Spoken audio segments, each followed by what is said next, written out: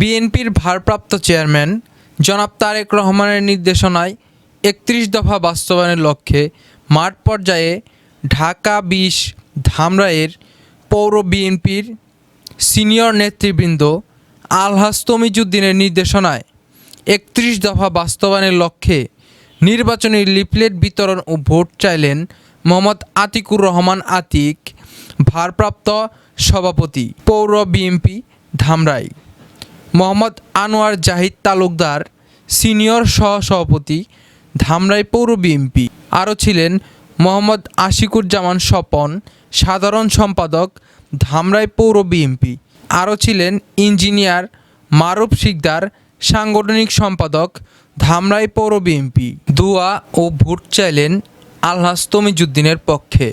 আমাদের যে লিফলেট কর্মসূচি ৩১ দফা উপলক্ষে লিফলেট বিতরণ কর্মসূচি, এই কর্মসূচি আজকে তৃতীয় দিন আমরা অতিবাহিত করতে যাচ্ছি।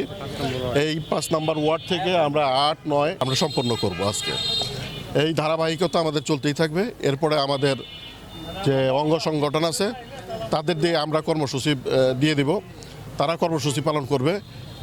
এইভাবে চলতেই থাকবে আমাদের এই কর্মসূচি।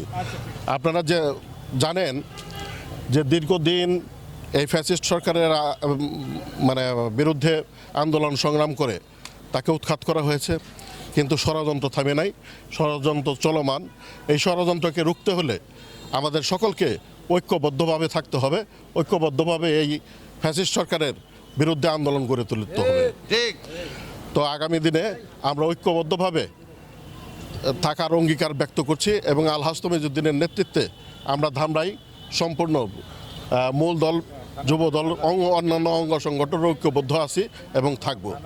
আগামী দিনে যদি আলহাজ তমিজউদ্দিনকে নমিনেশন দেওয়া হয় তাহলে ইনশাল্লাহ আমরা বিপুল ভোটের ব্যবধানে আলহাজ তমিজউদ্দিনকে জয়যুক্ত করব।